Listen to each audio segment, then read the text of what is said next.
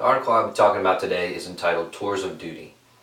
It was published in the June 2013 issue of the Harvard Business Review and was authored by Reid Hoffman, Ben Casonancha, and Chris Ye.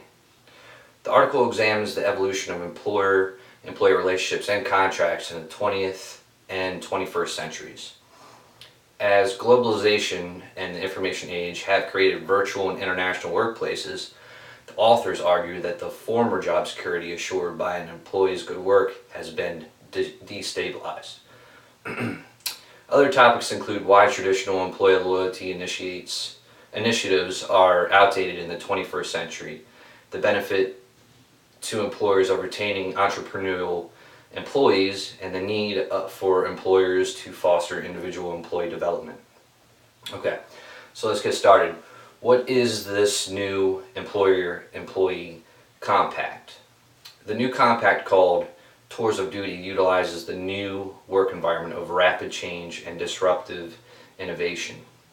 The foundation of the compact are built with three basic straightforward principles. 1. Hiring employees for a defined short period of time, also referred as tour of duty. 2. Encouraging, even subsidizing, the building of employee networks outside the organization. And 3. Creating active alumni networks that facilitate career-long relationships between employers and former employees. Let's look each in turn. If you think all your people will give you lifetime loyalty, think again. Sooner or later, most employees will pivot into a new opportunity. Recognizing this fact, companies can strike incremental alliances. When Reid Hoffman founded LinkedIn, he set the initial employee compact as a 4-year tour of duty, with a discussion at 2 years. If an employee moved the needle on the business during the 4 years, the company would help advance his career. Ideally, this would entail another tour of duty at the company, but it could also mean a new position as well. Some people might ask, but why only 2 to 4 years? Well, that time period seems to be nearly universal in appeal. In the software business, it syncs with the typical product development cycle, allowing an employee to see a major project through. Consumer good companies such as P&G rotate their brand managers so that each spends 2 or 4 years in a particular role.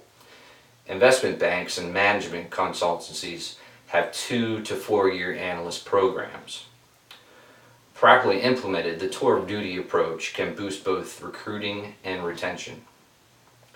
The company gets an engaged employee who's striving to produce tangible achievements for the firm, and who can be an important advocate and resource at the end of his tour or tours. The employee may not get lifetime employment, but he takes a significant step toward lifetime employability. A tour of duty also establishes a realistic zone of trust. Lifelong employment and loyalty are simply not a part of today's world. Pretending that they are decreases trust by forcing both sides to lie.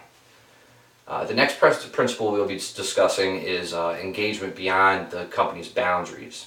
It is important to realize that no matter how many smart employees you have, there are always more smart employees outside your company than within it.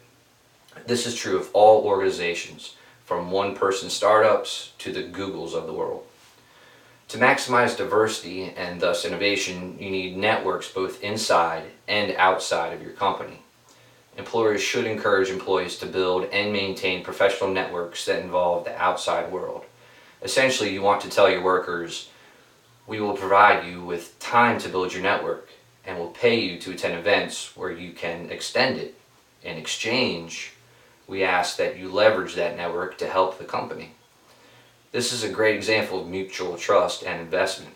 You're trusting your employees by giving them the resources to build their networks, and they're investing in your business by deploying some of their relationship capital in your company's behalf. Networks should encompass the entire environment in which your business operates, including customers and competitors alike, and serving as platforms for information on new technology and other trends. The third principle behind Tours of Duty is to build alumni networks. The first thing you should do when a valuable employee tells you he is leaving, is try to change his mind.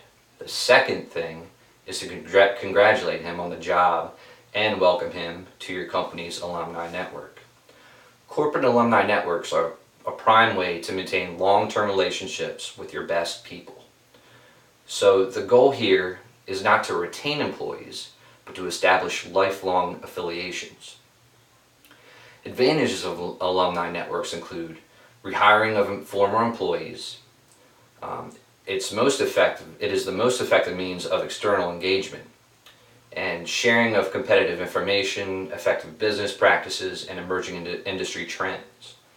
A company's alumni understand how the organization works and are generally inclined to help if they can. An employee who is networking energetically and thinking about other opportunities is not a liability.